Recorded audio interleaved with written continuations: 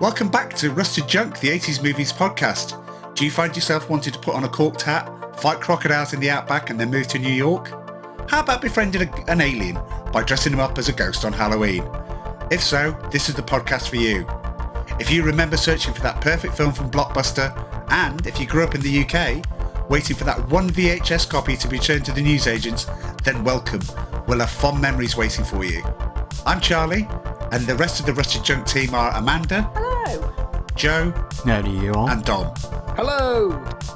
Cheers, everyone, and welcome to the final podcast of 2024, and our second Christmas film that we're doing. After A Christmas Story, which I think is fair to say didn't land as much as I thought it might be. And Dom, I would like a brief synopsis of what you thought of A Christmas Story, because I think we need to complete it. You were missed on the podcast. First of all, thanks for all the listener concern and feedback inquiring about my whereabouts, but I can put those rumours to bed. I haven't been kicked off the pod for repeated ethics violations or profanity, so here I am. That's how we kick him off. I forgot. That's how we do it. Right, sorry. Yeah, okay. I was looking forward to discussing it as well. Having sat through it, I thought I'd earned my right to discuss it. Yes, absolutely. Yeah, I wasn't a fan. No, I can't understand why it's an American cultural institution. And my God, my version of Guantanamo to get me to crack would be that 24-hour TV repeats that they put on in the States, back-to-back episodes. I think I'd be probably 20 minutes into the first one, but certainly by the second or third, I'd have cracked and grassed all you lot up anyway, put it that way. So yeah, no, not a fan. But also, well, no, I'll keep my spoilers for this review later on. But yeah, that was an interesting experience. To have watched it and not to have been able to comment on it, I felt was a missed opportunity. Okay. You are going in and out, by the way, on your internet, just to let you know. Am I? Just a little bit. Bang that Ethernet cable in, if that's a... right. Maybe. Okay. Sorry, listeners. No. We need you all guns blazing, all fully up to speed. I think it's more video. Give me a kick if it happens again. Yeah. Yeah, I heard everything you said. It's just the video kind of flickers a little bit. Yeah, the audio people love you. And I'm sure the video people love you equally as well. Well, I do feel I look like a clown, a festive clown, but I'm not sure how I got talked into this. I'm sweating as well. I'm so hot. You don't need to wear it. It's fine. You don't need to wear the tinsel. For those, by the way, listening on audio, please do tune into what we look like on, because I'm wearing a Christmas jumper, my die-hard Christmas jumper. We're all having a bit of fun here on YouTube, so come and join us. Is it fun? We're certainly not the three wise men, are we? We're the three festive clowns, pretty. I think. Yeah. You speak for yourself.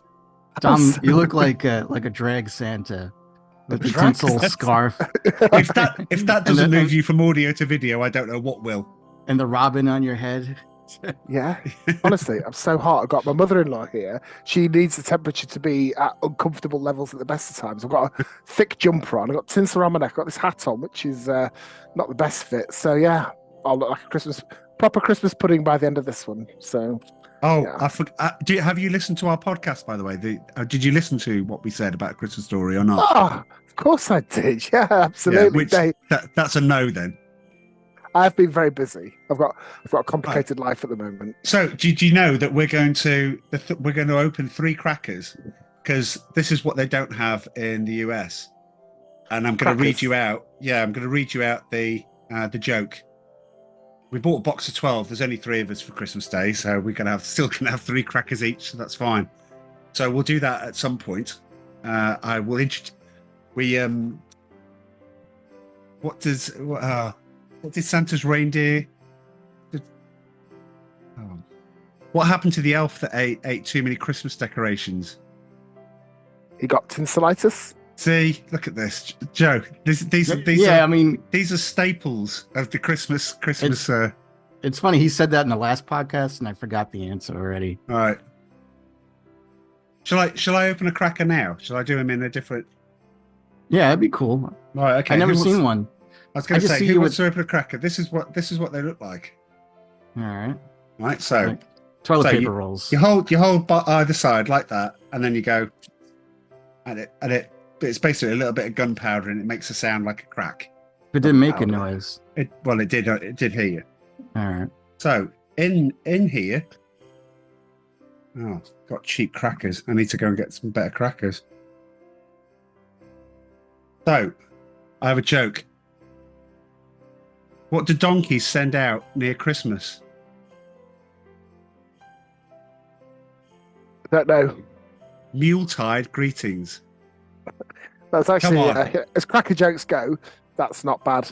As normal jokes go, it's utter mule crap. But yeah. Mule-tide greetings. This is a game. So I've got a piece of trivia. What sport is played on the largest pitch? It's actually a question. It's not a joke. All right, hang on. Okay. This is always good audio, isn't it? When we have a long pause for thinking about things. So, well, it's Christmas. We're having a bit of a drink, which we'll get to in a moment. So, what sport is played on the largest pitch? I'm going to have to rush you. I'm going to say football. Oh, good. Lacrosse would be good. It's polo. Obviously, because you've got horses running around. So you've got to need them. Okay.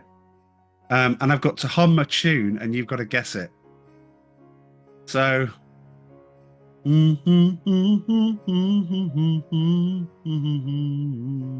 That is pathetic humming. That is like awful.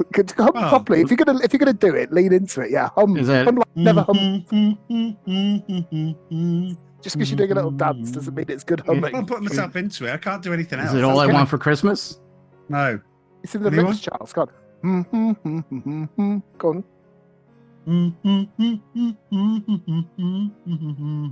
You should get it. There's 3 times now I've done that. Like a mental patient doing that. That is. Or we give up. What is it? I wish it could be Christmas every day by Wizard. Oh, I don't know what the hell that is. Which How you am I wouldn't supposed get to know that? No. Well, all right, okay. Usually there's something else. There's a toy or something in there. So I think I'm going to need to get new crackers because these are rubbish. Although Mule-tide greetings is pretty cool, to be fair. So anyway, more cracker hilarity later. So, we've got a podcast to do. Should we tell each other that we? Well, what? Can we hurry up and introduce the alcohol into proceedings? I was going to say the same thing. Right. Okay. Yeah. So. Why do we start with crackers? So, I'm drinking I've got a little bit left, a Thornbridge Jaipur, which is one of my top 3 beers of all time. I've also got this little beauty. I've got a Hofbrau Oktoberfest beer. So, a bit of the German element. I've got a collaboration between Thornbridge and Budvar, checkmates. And my beer from Christmas past... And it's not beer. Dom, Mad Dog 2020. The hell is that? Oh, right. Well, it's 13%, so it's basically like having a bottle of wine, but it's blue raspberry. But this stuff just messes you up. A bit like Thunderbird. But I ordered some of these during lockdown because I thought, it'll be like a jolly wheeze. I never drank it. So. Well, what kind of alcohol is it? Is it like... Is it whiskey or raspberry flavored grape wine based drink? Oh, wine based. Wine based. Yeah, it's never seen a grape in its life. They're brewed on an industrial estate in East Yorkshire. Champ's Choice, I think, is what they're affectionately known as. And yeah, they're what White Lightning do to get messed up. Well, yeah, it's one step above White Lightning. It's not quite that bad, but it's it's a good way to get pregnant, teenage pregnancies, and wife battering into your backstory if that's what you're interested in doing. Most people grow out of it in their teenage years when they can afford to upgrade to Skoll. To wine. To wine. Yeah. Little wine. So, no more wine based for me. I'm having the good stuff. And I'll have a bottle of Blue Nun. Yes. That's a good choice. Joe, what are you drinking? So I got Chi-Chi's Mexican Mudslide. See, now, Dom, he's going to tell you the percentage, and you're going to go, all right. Well, it's 12.5% alcohol. Oh, right. But what does it say? Per volume, it's 25 proof. And before we recorded the podcast, he said, at one time, I had a whole bottle of this to myself. And I'm like, that's like having a bottle of wine. It's like, yeah. Oh, really? And? Well, I don't know. I mean, I'm not like you guys, you know. I drink responsibly. It's this responsibly thing. Anyway, so mudslide. I've never heard of that. What sort of? It's rum. Give us the tasting notes on that. And chocolate. It's actually, from what I read on it, I'm supposed to blend it, but I put couple ice cubes, so it's mudslide on the rocks, and it's a nice tasting drink. Okay. So a sort of American equivalent of maybe what Dom may have. What are you drinking, Dom? Well, I've had to adjust the tinsel because I'm getting neck sweats. That's an attractive image for your listeners. Looks like suspenders now. Yeah. Let's see if the tinsel lasts. Well, I didn't get the memo properly on Christmas drinks. I just bought a drink. I bought a bottle of whiskey, nice Lagavulin, which are birthday. But in the spirit of Christmas, I've got the true man's drink. All English men sit around and drink Baileys at Christmas. This is Irish cream liqueur. If anyone staple. Sending great. Yeah, the original Irish cream, product of Ireland, and this is 17% alcohol. But what's good about this is it just tastes like a child's drink, so you can just knock it back and then try and stand up and fall over. So yeah, I'm drinking Baileys purely for the aesthetic of this Christmas pod. I'm gonna have this one glass. It hasn't even got ice in it. It's warm roots of Baileys. I'm gonna switch to whiskey. So cheers! Happy Sunday! Cheers, everyone! Yeah. Merry Christmas. You are breaking up slightly still, just to let you know, but only a little bit. My video or my audio? That last one was a bit of video and audio, but it's fine. Oh, no. You got the gist of what you doing. You got the gist of it. It was hilarious. It was 10 out of 10 comedy. And it's never hilarious. It's just, you know. Oh no. Do you want me to drop you guys? I don't know. Oh, it's all right for the moment. Yeah, we'll tell you if it gets too bad. Oh gosh. Yeah, it's fine. But you guys say Happy Christmas instead of Merry Christmas, right? Happy Christmas mostly, yeah. But you can say Merry Christmas, yeah. Go ho ho ho, Merry Christmas. Yeah, you can't say ho ho ho, Happy Christmas. Doesn't work. Yeah. Anyway, we've got a podcast to do. Yeah, let's get into this. Speaking of that, yeah. We're doing the 1988 Christmas film, Scrooged, starring Bill Murray, Karen Allen, John Forsythe, loads of people. This was my choice, I think, or it was a collective choice between myself and Dom. After A Christmas Story, which Dom, if you didn't listen to it, I gave 3 out of 10, which I think might be my lowest score. I don't know. What did I give Legend? Yeah. Yeah. Anyway, I think Legend was worse. But it's down. Anyway, I've asked loads ever since the podcast. I've asked loads of people, including colleagues I work with, A Christmas Story. None of them have ever heard of it. I mean, literally, they just draw a blank and go, "Why? What's it about?" Oh, it's a film in the 80s that's actually about the 40s, about a kid that wants a gun that his dad was going to buy him anyway. Oh, right. Oh, no, never heard of it. Well, if you explain it that way, it's like, what does he want, a gun to go kill somebody? He wanted a BB gun / rifle. A Red Ryder. There's never a follow-up, Joe. There's never a follow-up going, can you provide some context to that? They just go, never heard of it. And they don't want to know what it's about. Anyway, we're talking about Scrooged. Dom, do you want to go first on this one? Okay, I've lost confidence there in my internet connection, so that's rattled me badly for this. You're okay. You're all right for the moment. Okay, I'll speak quickly. Yeah. So what did I think of it? It's apparent really early on in this film that the whole thing's going to hinge off Bill Murray's performance. It's basically a Bill Murray vehicle, and I think he's an actor that splits opinion. He's been in some films that I absolutely love and some roles that I love, and I think he can be dreadful as well. And this is the Bill Murray show, and I think your enjoyment of this film will depend on how you think he does it. And in my opinion, he does not pull it off at all. So I have quite a few issues with this film. Oh. Joe? Yeah, I never liked this movie. I remember when it came out, I didn't bother to go see it. I just was not interested in it. And they've done A Christmas Carol numerous times. There's so many interpretations. And I guess they wanted to do something different by making it more modern and bringing Bill Murray into it.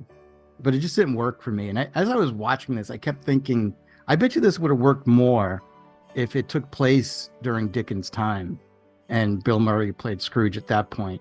Because like the whole trying to make it hip and new and having Bob Cratchit split into two people, it just was kind of too much, and I just wasn't interested in anything. And I know Richard Donner directed it, and I love him for directing Superman, the movie. And what he's done, Lethal Weapon.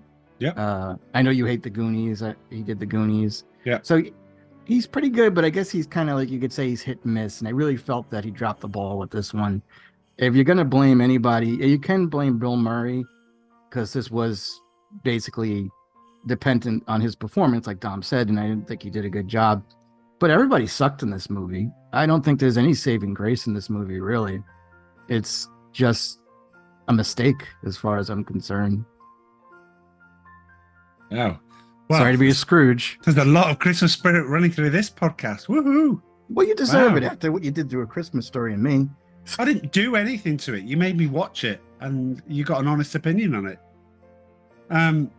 Right. Well, I'll cut back to a 16-year-old Charles that is looking for something to watch over Christmas and goes to the guy in Ghostbusters that was also in Stripes and Caddyshack, which was on rotation in the Hunter household on VCR.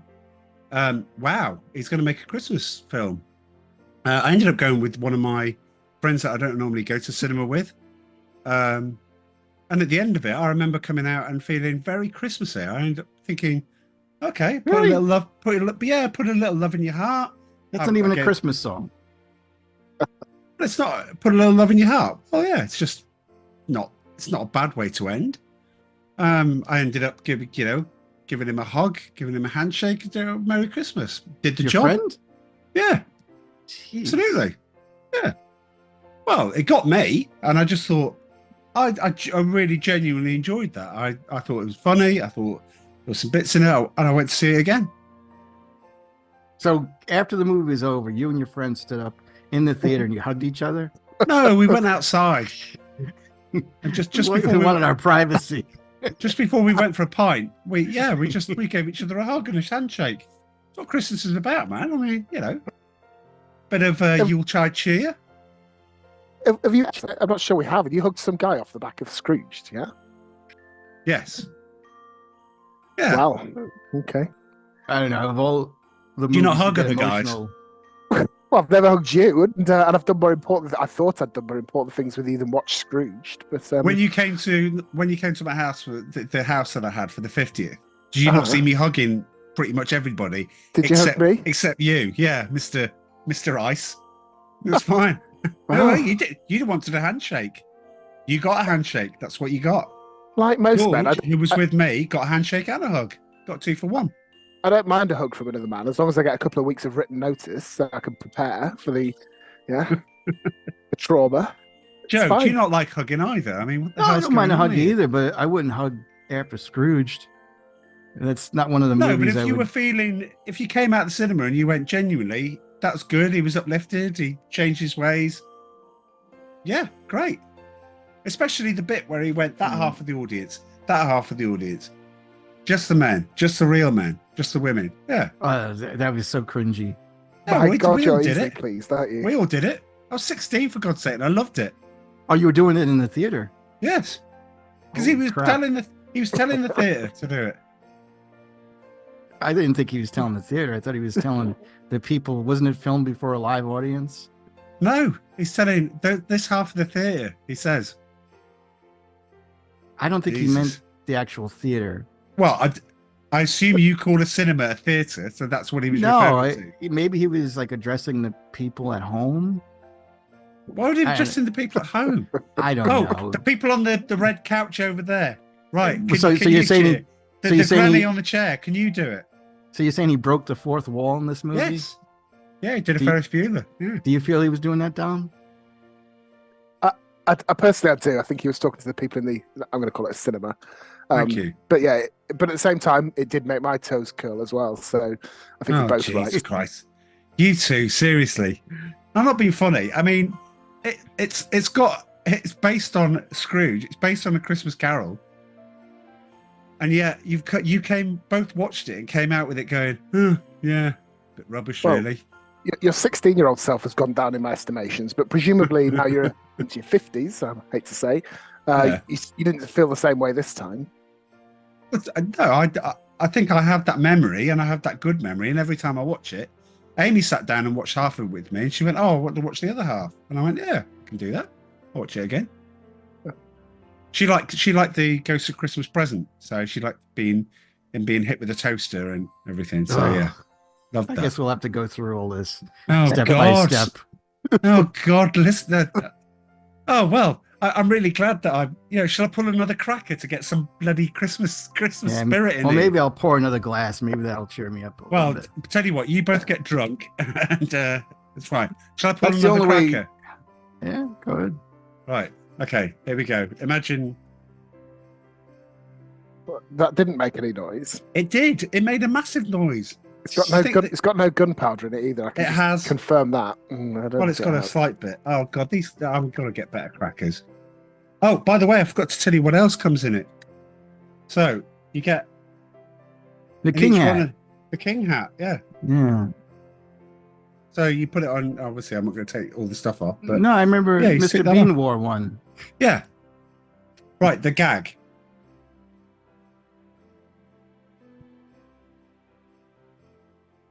Did Rudolph go to school? Knows he didn't. Very good. No, that's not bad, Joe. But no, it's not that one. Dom? I don't know. Did Rudolph go to school? No, it was elf taught. That's dumb.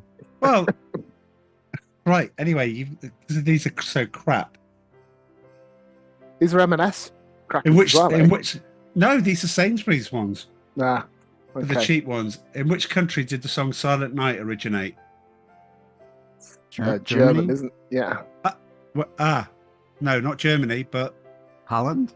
no, not Germany, but Austria? yes, Austria.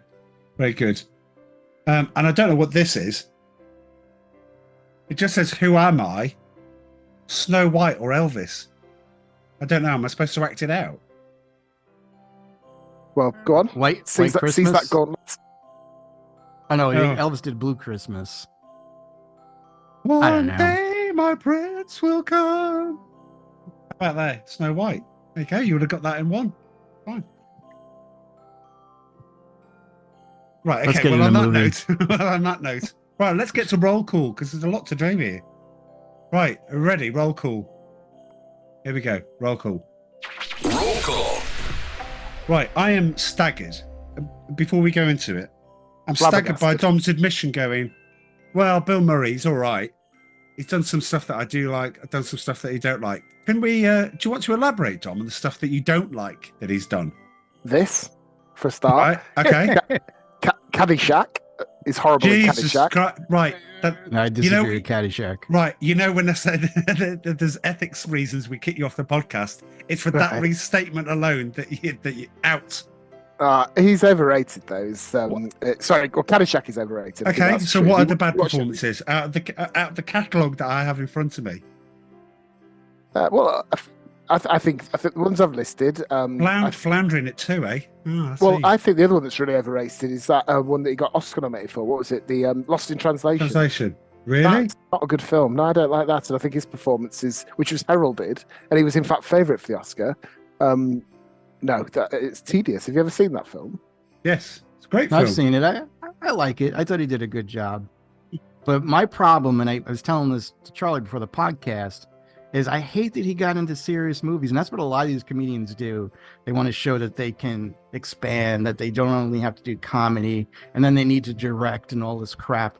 He was so good at comedy for me. And then once he did Lost in Translation, and he started doing a lot of those, who was that dude that he always does movies for? Wes Anderson. Wes Anderson, yeah. It took so much away from us. All the comedy that we could have gotten from him that we'll never see. And that he didn't do Ghostbusters 3 because he was a jackass. And we could have seen that too. And even now, I don't think we needed to see it. I wanted to see it. I wanted to see the four of them together one last time, and I would have Well, been happy. Hmm. It doesn't count after Oh, no, birth or whatever okay, you call yeah. it. After birth, after life, you mean? Yeah, I don't know. If It's you, just like I think he was great on Saturday Night Live. He was such, and again, he wasn't, back in the day, like when he was on Saturday Night Live, you had John Belushi and Dan Aykroyd and Chevy Chase, and he was like almost like in the background because like he was, he didn't do like the news like Chevy Chase did, but people just were drawn to him, and he wasn't really looking for attention back then. But everything that he did on that show was funny, like when he did a skit or anything like that. And I know with my friends, it influenced us. We started to behave like Bill Murray after a while, and do his jokes. And then he got into movies, and again, like Stripes is really good. Stripes is about it's top 10 of my 80s films. Yeah, But yeah, this one I felt like he didn't. I think at one point he got a really big head, because I think he had a big head during Ghostbusters. Because I know when we did the trivia with that, they weren't sure if he was going to show up, because he never really he wasn't getting back to people's calls. And I think, as much as I love the guy, he can be arrogant, and I think that he did it for the money. This movie, he didn't put in his effort that he should have done, or he wasn't happy being there, or he realized the script wasn't good, because I just felt like this was not the Bill Murray I was used to. And I think he also might have been swayed a little bit because he had all of his family in the movie, like his brothers were there, and that might have like been the carrot on the stick for him to like have this kind of like a family affair type of movie. yeah, okay, I get that. However, I'm going to plot you a little graph for the moment, and it's probably going to echo what you just said. Meatballs, Caddyshack, Stripes, Ghostbusters, Little Shop of Horrors, What About Bob, Groundhog Day, Mad Dog and Glory. Whoa, wait a minute. He's doing a serious role. He's playing the mafia boss against Robert De Niro's underdog, the guy that saves him. That was good. I would have liked to seen it reversed. I know he wanted it that way. Absolutely. Yeah, absolutely. Yeah, I'll give you that. Next film, Kingpin. Funny. Very funny. Next film, Rushmore. Okay, back to serious. Okay, I get that. Oh, then he was Polonius in Hamlet in the year 2000. Will Tenenbaums. Which Hamlet was that one? It's the Hamlet with Ethan. No, it was the one with Ethan Hawke. It was a reimagining of Hamlet. It's not great, but he's good in it. Lost in Translation. Then what does he do? Oh, I'll carry on this series trajectory. No, I'll voice Garfield in an animated film. You heard about that story, right? We'll get to that in a moment. Pops up in Zombieland, St. Vincent, pops up in Dumb and Dumber 2, pops up in the abysmal Ghostbusters. Pops up in Dumb and Dumber 2. Come on. Yeah. I mean, who knew that he was in Dumb and Dumber 2? Well, he's in it. Ghostbusters, the 2016 version, Afterlife, and then Ant-Man and a Wasp. I would say that pretty much ticks most boxes. I mean, if that's not versatile, I don't know what is. We're not seeing enough love here for the Wes Anderson films. The Royal Tenenbaums is a great film. It is. The Life Aquatic is a really good film too. I love Wes Anderson. Yeah. No, I like Wes Anderson too. I just couldn't get into The Life Aquatic. But I think, again, I still like Bill Murray a lot. And you hear so many different stories about him too. Because I know, like, my friend met him. I'd seen him filming Ghostbusters 2. But my friend had met him. And this is a nice little story. It's like where he was at a Met game, my friend. And I guess, like, the Mets were playing the Cubs. And he's a big Chicago Cubs fan. So he was in the stands, and he was fooling around with all the guys that are in the stands, making them laugh and all that. And so my friend's father went up to him and said, my son is the biggest Ghostbusters fan. He watches it as he's getting dressed for school every morning. And he goes, he would just die if he could just meet you. And he says, well, what's his name? And he says, oh, it's Tom. And he goes, all right, I'll take care of it. So he went up to him and he sat next to him, and he put his arm around him and he started talking to him, and they were talking about the game and the Mets and the Cubs, who's your favorite player. He bought him a hot dog, you know. He gave him a really nice experience. And I love hearing stories about that, because you'll hear other people say, oh, he's a horrible person. He's a pervert. Because they tried to get him canceled the last couple of years, saying that, oh, he kissed me on the cheek. And it was, I did not give him consent, or he rubbed my shoulders or something like that. But that's, I don't know. I think he's fun, but I also think that sometimes especially in the 80s, I think he got a big head because of Ghostbusters and everybody was after him. How long was this movie after Ghostbusters? So Ghostbusters was what, 84? 4 years. When do you say he got a big head? Little Shop of Horrors. This is the first film he did after Ghostbusters.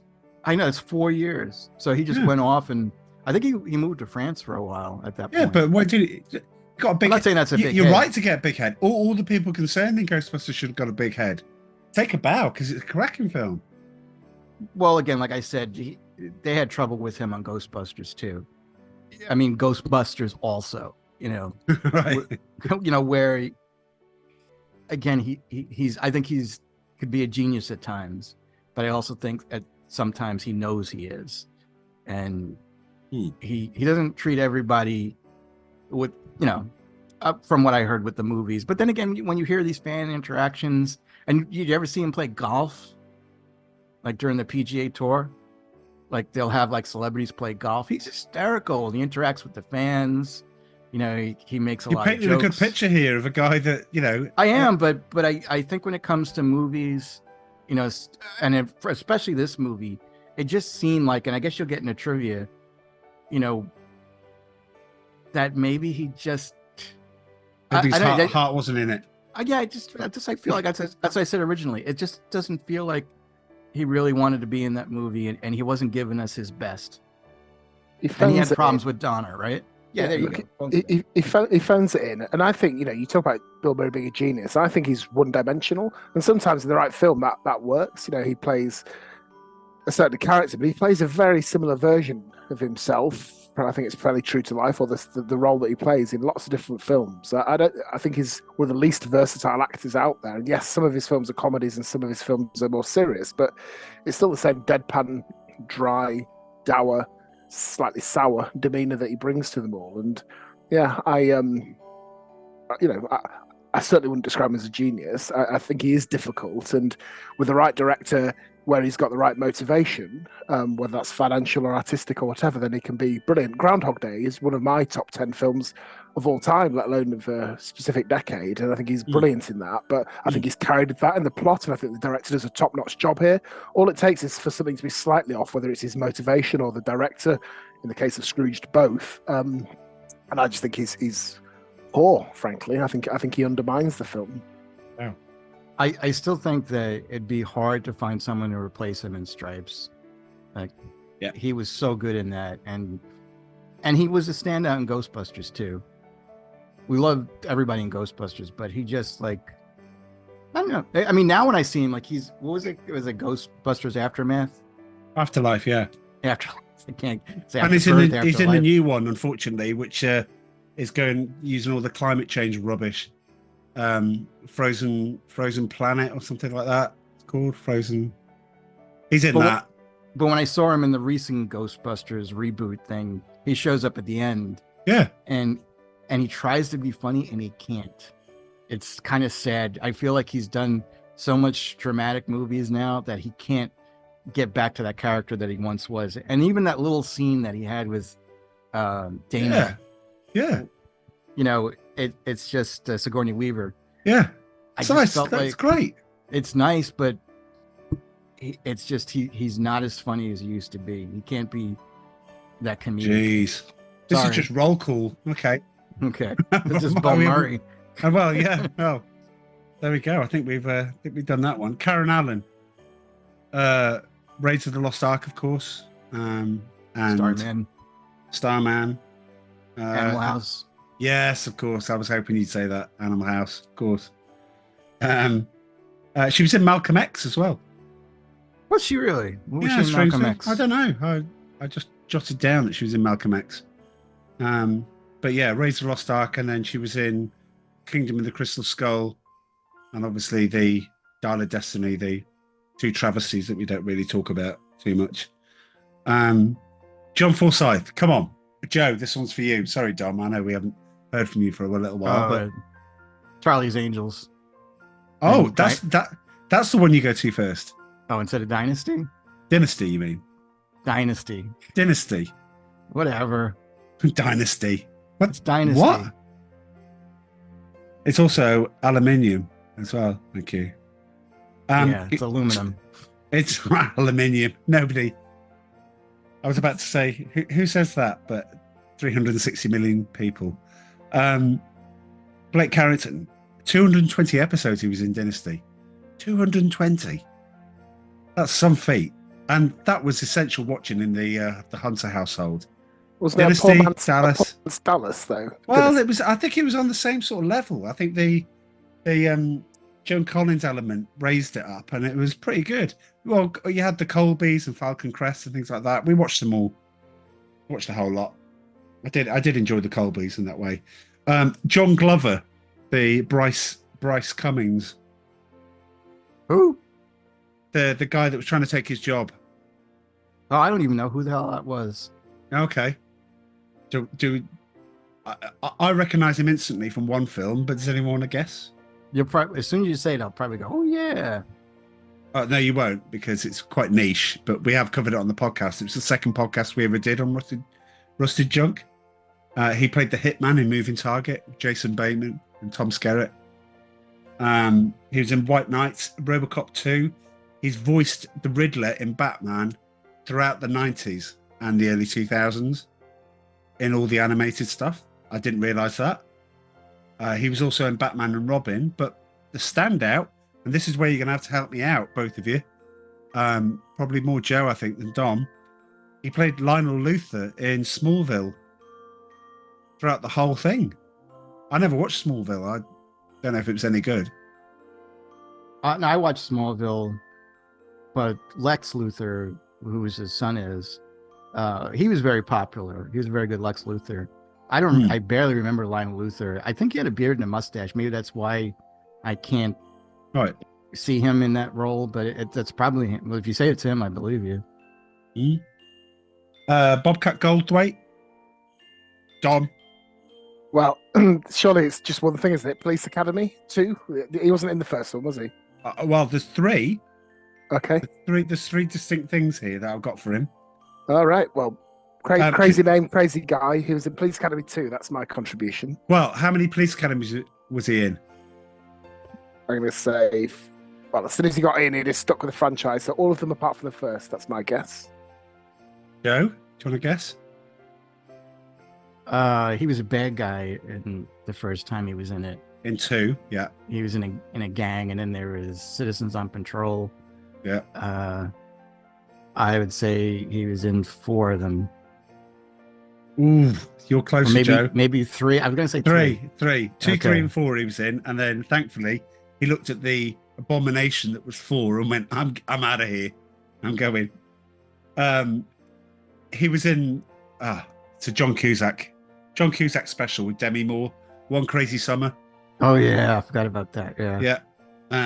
But He's also pretty funny in that. He's very funny in that, and he was also the voice of Pain, one of the bad guys to James Woods' bad guys, like basically the Iago and Hercules. And he went on to voice loads of spin-offs from that as well, including a series. So he did all right for himself. He directed a Bigfoot movie that was really popular. Okay. Yeah, it was really good. I saw it. It was kind of like a Blair Witch type of thing, like where, someone had like one of those moving cameras or a GoPro, and these people, this couple went in out and camped in the woods where Bigfoot was known, and it was good. You never saw like the creature. You would just see like their point of view from inside the tent, and it was surprising that he directed it, because it was kind of a horror film, and it was I think it's called Blood Creek. Okay. And It was I disturbing. think I've heard of that actually. Yeah. I watched it, and again, I'm not into scary movies, and my friend, she's really into scary movies. She gets pinged anytime like a really good scary movie comes out, and I told her I watched Blood Creek, and she's like, "Oh my God, I'm so proud of you." You know, it's like, really? It's like, it was scary. The end is very scary for me. I can't get that image out of my mind. I don't want to spoil it, but it's kind of scary. Well, Like I said, think- it's like the Blair Witch Project, like where, back when the Blair Witch Project, people thought that was real, that it was found footage. Well, let me introduce you to Dominic, which is when it came to the Blair Witch Project, he thought that was the biggest. I think I was right. That the biggest load of hype tosh ever. I just think by the time I actually got to see it, my expectations were ridiculously high. So Yeah. it probably always going to disappoint. I have rewatched it since, and it's got its place. I think it's not a bad film, but yeah, I went in there thinking, but I mean, people did go crazy for it. Perhaps it was just a successful marketing campaign. I don't know. Yeah, I think so. Yeah. That corner scene at the end is rubbish. Rubbish. Is that it? Is that the end of the film? Oh, you mean our good friend Marie Dom watched it when I stayed in the park in Nottingham, and I had to walk her home. She was that scared. I was like, what was scary in that? I mean, seriously. not like she was going home in the woods. Yeah, she was walking in the park, probably the most exclusive and richest place. Don't ask me why I was there. That's another story. Yeah. Yeah. Shout out to Marie if you're listening. But yeah. Long He time does ago listen now. occasionally, apparently. Right, Dom, over to you for this one because you've been silent too long. Robert Mitchum.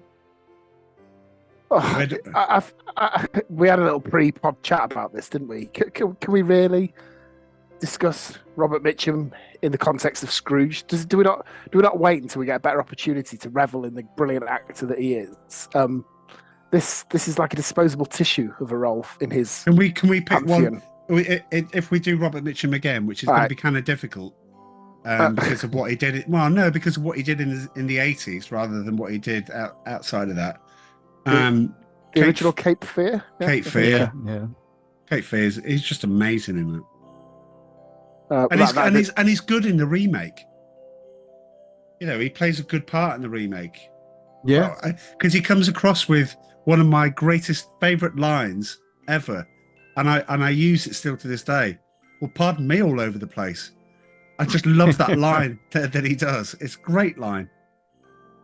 Because it doesn't mean anything, but it means everything, and everyone knows the context to it. So, okay, well then, I did have a list, but let's scooch over it until we get a better opportunity. Oh no! Look, I feel bad now. Go on, unleash your Robert Mitchum. The Longest Day, Night of the Hunter, The Winds of War. It's just a stalwart. I mean, he's so good at the things that he applies himself to, and. Yeah, just good decisions as an actor. He's a good tough really guy. Good. Yeah, absolutely. But anyway, we'll scoot over it because we got a few more to do. Michael J. Pollard, the tramp, the homeless guy that ended up freezing. Anyone want to take a guess? I've got three films on my list. The only one I remember him being in was Roxanne. Oh, okay. I didn't think you'd get that one. Dom, the win. For the win. What's the other one he's in that we really Oscar like? Bants. Yeah, Bonnie and Clyde. He got Oscar nominated for that. Yeah. Okay, that's not on my list, but thank you for that. Thank you for the nice impromptu Oscar Bants. He was nominated for that role. I didn't realize that. Wow. Yeah, but this is I know, just slight tangent, and I'm not going to go through normal Oscar Bants territory here, but no, I like. It's an Academy Award-winning actor, and he's just wasted totally in this film, playing a homeless guy that some generic, Z-lister could have done. He's briefly in it, and they totally squander his potential and his capability on that role. So I think that, and there are loads of other examples, Robert Mitchum being one of them, of actors who are just I don't know what they're doing, collecting a paycheck or wasting their time, and he's one of them. I disagree. I think a lot of his story was left on the cutting room floor.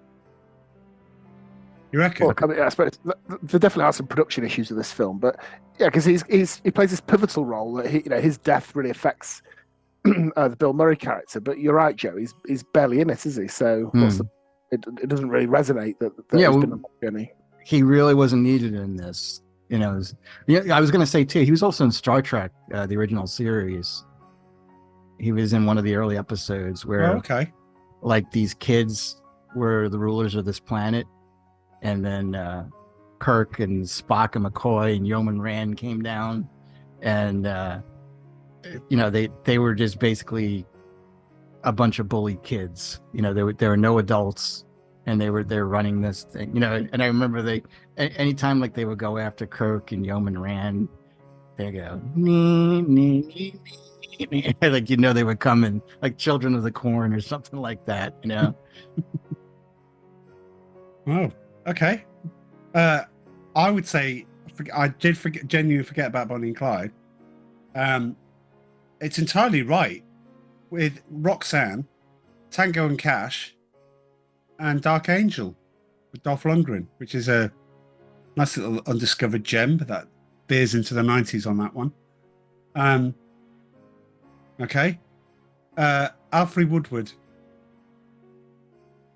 Who do you play? She was his assistant. Oh, wasn't she in the Howard Stern movie? No, that was actually his. No. Oh, that was Robin. Robin was in that movie. I Yes, forget. it But was. Yeah, she it was. does. She reminds me a lot of Robin. I definitely seen her before in other movies. Well, I need a geeky one from you, Joe. Like, can you give me a hint? There is out of the films. There were nine films made in the series, and then it was rebooted again in 2007. Oh, it was a geeky one. 9 films. 9 films, and then nothing for a while, and then it was rebooted again, and they've currently made 3 films in the new franchise. I'm stumped. She was in Star Trek First Contact. Oh, that's right. Yeah, she was Picard's buddy there. Yeah. Yeah. She was also in St. Elsewhere and Primal Fear. She doesn't appear in an awful lot, and I think she's genuinely watchable.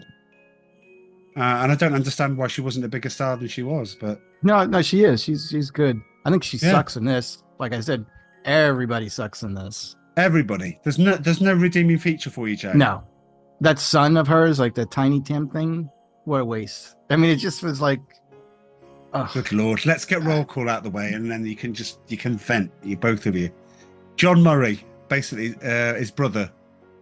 yeah, he film. was in Moving Violations. Thank you. Right, okay. I like that movie. It was actually It pretty is fun. a great film. But he basically his call to fame is he's Bill Murray's brother, and he imitates him as a younger Bill Murray. Because in that movie, Moving Violations, like, hey guys, you got traffic screwed, don't we? You know, just like Bill Murray, you would think. I mean, I thought when I first saw it that it was Bill Murray because I saw it on cable. But that's what he does. He rips off his own brother. I think he wasn't he one of the writers of Caddyshack too? He was. Caddyshack also. He was also in Elf. He played one of the elves in the Did he Santa's really? Workshop. Yeah. That's interesting. But I'm And, going to move on. Jamie Farr. I've got to put this in. Oh, Obviously, Klinger in MASH. But can I have Cannonball Run. how many? Dom, you can join in. He wasn't in 2 of them. He was in The Shake. I know he was in the second one because He was in the second one. He was in the first one. He was in the second one. And what was the other one called? there was a third Cannonball Run. There was. I don't remember that one. Dom for the win. I'm no longer even completely clear who we're talking about now. Jamie Farr. Jamie Farr, the guy who was in the production of Scrooge. Klinger in MASH. Yeah, he was in MASH, wasn't he? He's in Cannonball Yeah. Run. I don't know. Where's Amanda today, by the way? I miss her. Oh yeah, me Me too. and Amanda need to buddy up. She's on the road. She's On the going to be road. auditing next week. So yeah, she's away for the week. Well, I'm now feeling the pressure as the least well-informed member of the team on the roll Okay. call. I don't know what we're talking about, so that's my Cannonball Fever. contribution. Cannonball Fever. Fever. When the hell was that filmed? Oh, late 80s. I think it's about 80. And that was in the movies. Yeah. Well, I went to see it. Really? It had a Ferrari that skimmed over a lake. Really? It was Burt Reynolds in it? No, don't be silly. He was in the Great Story Ever Told too. He's one of the apostles. Okay. Like Kind of stuck out. He kind of stuck out a little bit. I have these 15 commandments. Oh, break. 10 commandments. Jamie Farr, I've got to give a bit of a shout out because my dad has been MASH fan. I got him to do a cameo for my dad, which is, for those who don't know what cameo is, you can get you can ask your favorite artist to, or singers, actors, whatever, to record what you put in there, and it could be for a birthday, bar mitzvah, whatever. You just put in there, and then they give you their own version of it. He was lovely. He had never met my dad. He doesn't know who he is, but he's just started reminiscing about MASH and started talking about being in the hang glider and, you know, all that sort of stuff. And Dad loved it as a birthday present. It was his 80th birthday present. Loved it. Really good. So yeah, you shared that with me. And it's good, isn't it? It was awesome. He's lovely, isn't he? It's well worth the money. Like, if you're a fan of like one of the people that does cameos, I would definitely invest. I think I'm going to it. do Leah Thompson before the year end, and I'm going to focus on Howard the Duck.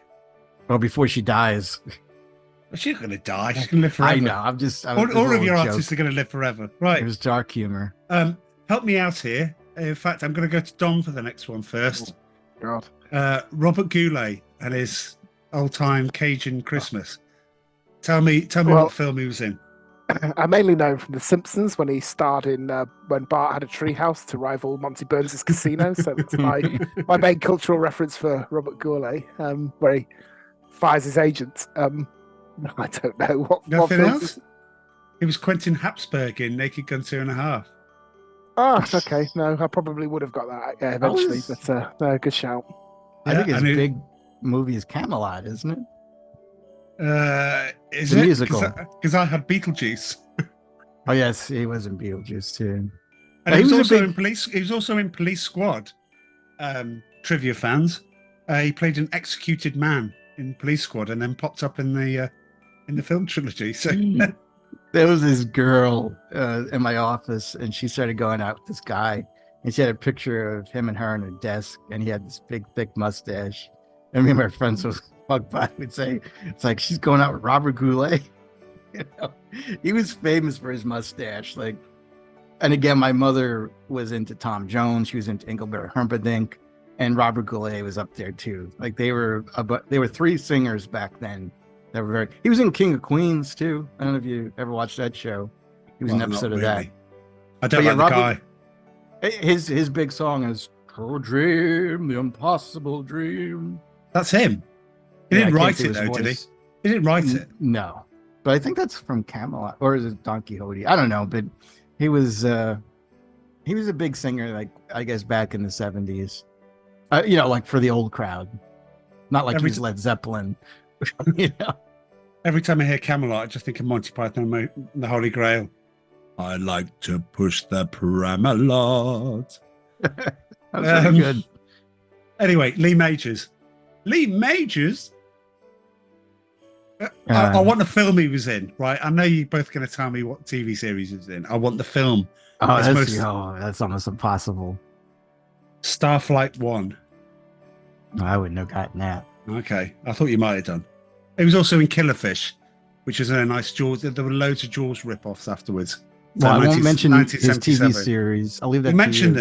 Mention them. Well, you mentioned them. Dom, tell me both TV series he was in. What was that action one called? The $1 Million Man? Is that his? The $1 Million Man. $6 million. It's been downgraded already. I heard Donnie Wahlberg is actually doing a remake of that called The $6 Billion Man. Deflation has hit Lee Majors hard. $6 Million Man, that's right. And of course, the Fall Guy. Now I found Wikipedia to remind me. Yeah. And he was married to Farrah Fawcett, the hottest girl on the planet at that time. Yeah, pretty much. Yeah. But then she broke up with him, and for Ryan O'Neill, who recently died, because I read his obituary. So I am back on firmer ground there. But honestly, I get away with murder on this pod when Amanda's here to to deflect from my glaring inadequacies when it comes to roll call and trivia time. Look, we're going to venture next season. We're going to venture into the 90s. I hope you all got your thinking caps on because it's tough. Is this the It's first time our tough. listeners have heard this? Because that's quite a bombshell. No, isn't we it? talked. No, we talked about this before. Have we? So you get Oh, okay. Well, maybe I'll pretend that they've never heard it. Anyway, listeners, season 8 is going to be drum the roll. 90s. Thank God, yeah. Dip in the 90s. What do I you was mean? only Thank four- God. Do you like being on the 80s podcast or not? I love it. I love being with you all. I love our listeners. Yeah, one in particular. But I was only 14 when the 80s ended. So actually, I only remember the second half of it. And to be honest, probably the last couple of years better than the rest Yes, of it. but So, you are the person that didn't have the experience in the cinema. And it's just like, well, that's great because then you could put, well, I watched it afterwards and this is what I thought of it.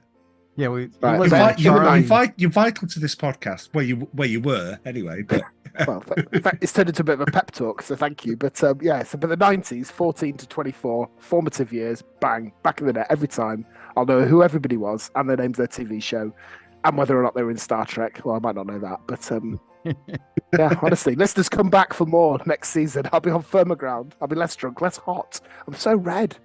I'm sweating. This is acting like a kinda cool. sweatband. See, this is what All you right, we need. can You take gotta the get one Santa of hats these off. Fan over here. right, we I can don't know if I take can. right. I was going to say, Right. also, this is a callback. So, did you guys watch the $6 Million Man, or you just watched a few episodes? No, I watched it. Yeah, I watched the whole lot. Well, Most people watched a few episodes in passing as they're fishing ships at night. Some of us, present company, would have watched it obsessively and bought the DVD and the VCR, no doubt, and the Laserdisc. Lazy. I'm well, got it this is a memorized. callback to The Princess Bride because Andre the Giant played Bigfoot in the $6 Million Man. Wow. Yeah, but how would I know that even if I watched it? I'd never know that. I am telling you, that's why. Okay. You know. Well, we talked about Andre the Giant and his love for alcohol and him crapping in tubs. And Speaking of the love for alcohol, I haven't seen either of you take a drink for quite a while. I've been drinking. Are you for- just sitting here watching it? Look at this bottle. It's Just like, hoping I've some moved- osmosis happens between the drink and I yourself. haven't seen you drinking either. What do you have? An Good IV? Lord, I've run out of beer. I had to move to go nearer to my router because I was so worried about my lack of quality. Well, the quality's always there. It's whether or not Well, you the sound very quality the now. transmission. Yeah, All right, well, but I'm jealous of your beer. A nice cold drink could get out of treat. I don't know why I chose whiskey. I'll send you one if not you doing want. me favors. I'll put one on the drone and send it over to you. Okay, that's fine. It'll get colder as it goes. Actually, that's a really good idea. Maybe. Anyway, last one on roll call. John Houseman. Bar Oh. humbug. Anyone? Films. I know. He was in the Let's paper start. chase. Yeah. I'll give you a clue on one of them. Jonathan. Jonathan. Jonathan. Is that Loads of rollerball? people out there were like, "Thank you." There you go. What was about that? to say one? loads.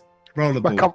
my confidence is so shot to pieces that I had to say it in a quiet, tentative little voice. Because you Rollerball? just pulled it up on No, Wikipedia. my dad used to like rollerball, so I Oh, did watch okay, that film alright. a few times. Yeah.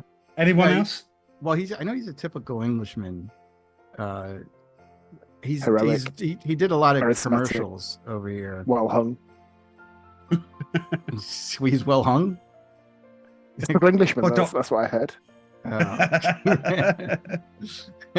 He was in The Fog. But Dom, you and I did a podcast he was in. No. Oh, Robert He- House Man. Right. Okay. No, you still don't get it. yeah. No. Look at you. I can see where your eyes are going all over the place. He was a driving instructor in The Naked Gun. Oh yes. Oh yeah, Yes. that's good. Bobby, Yeah. right. but I think of him as, but yeah, but Robert's given his formal name. Yeah, he was. That was a very good scene. Right. Okay, well, that's roll call. Finally. Jesus. That's the longest. I'm I not told doing. you it I'm was not gonna doing be. this pod again without Amanda. Yeah, I'm not doing this Oh. pod again without Amanda.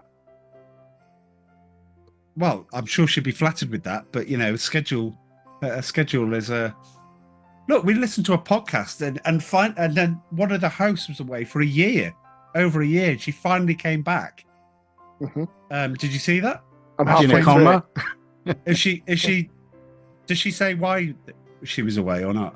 I'm halfway through it, but not so far. No, but the Oh, film they okay. do, which is Eternal Sunshine of the Spotless Mind, is absolutely brilliant film, I think. It is. Yeah. That it's not on my shortlist for the '90s films, but if we were doing 2 seasons of '90s films, it would have been on my list. Is it Yeah, it's good. 90s? Is it what? Is it 99? Oh no, you're right. I think it's 2000, isn't it? Yeah, it's into the 2000. So yeah, scrap that. No, good shout. But great film, listeners. great Check film. it out. Great Yeah, just film. have to follow the films we talk about. Yeah. Jim Carrey's second best film after Dumb and Dumber. I think you're forgetting the Truman Show. Oh, no, I think that's third. Dumb and Good- Dumber, Eternal Good Sunshine, Lord. Truman Show. Right. Okay. Right. Well. Well, we talk about all right. I didn't mean to talk about Jim Carrey, but compare and contrast. Bill Murray, one-trick pony, sometimes hits, sometimes misses. Jim Carrey, very, very versatile actor, can do comedic, serious. How much the better. hell can you say versatile when you just said Bill Murray isn't versatile and he's done Is it- Shakespeare? As Jim He's Carrey done done Shakespeare. Shakespeare. Well, he's appeared No, in a he- Shakespeare film for the credibility, but that's I'll it. agree with Charlie on this one. I think that Jim Carrey is the '90s version of Bill Murray. He's a Where- gurning fool, but he's Like very when he talented. does comedy, it's Yeah, very he's good. I fun. love Dumb and Dumber. Yeah. But, like Yeah. when he does comedy, he's very good at it. But he's basically playing the same character over and over again. Mm. Makes the Ace weird Ventura. faces. Check. Cable, The Mask. yeah. Check. There was a phase where he played similar characters, but Cable Guy, that's That's very different brilliant. sort of performance. That- Yeah, that is that- brilliant. That may be his best performance for me. Well, Truman Show's not a sort of slapstick style comedy either, is it? And Eternal Sunshine, that's quite downbeat in places. Yeah, There's he's kind of like More Jimmy range there Stewart than Bill Murray's got. in the Truman Ouch. Show. Like a little bit, he's a likable character. I don't know what's Jim Carrey been doing recently.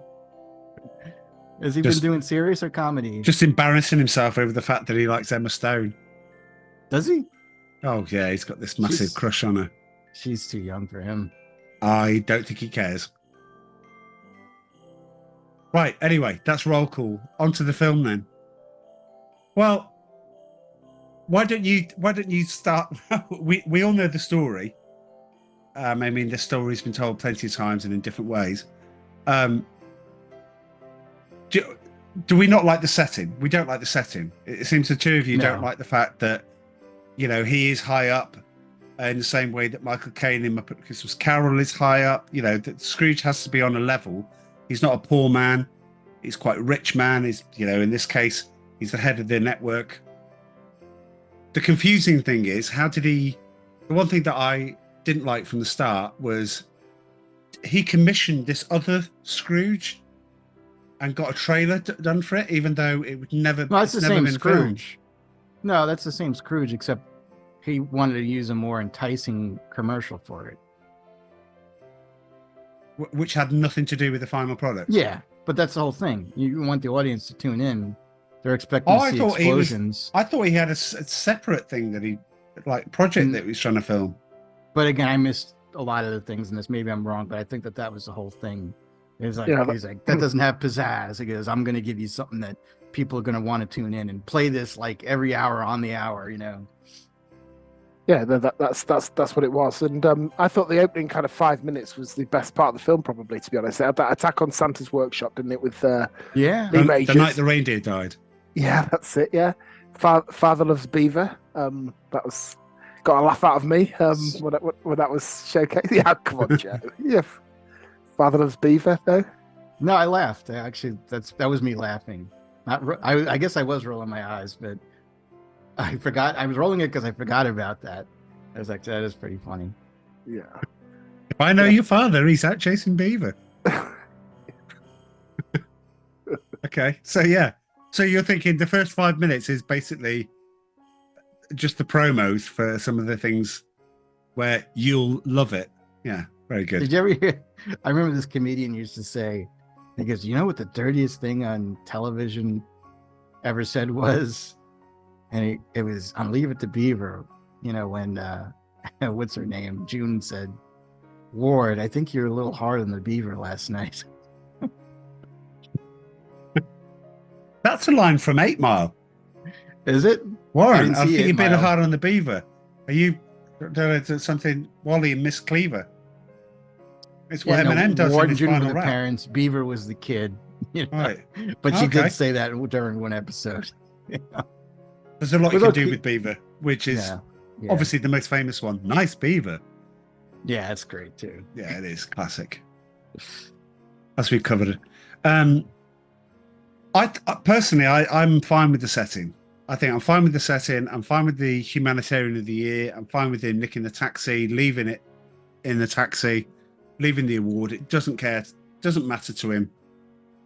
You got all this set up, got all of the people there. He makes it in there and goes, John Forsyth visits.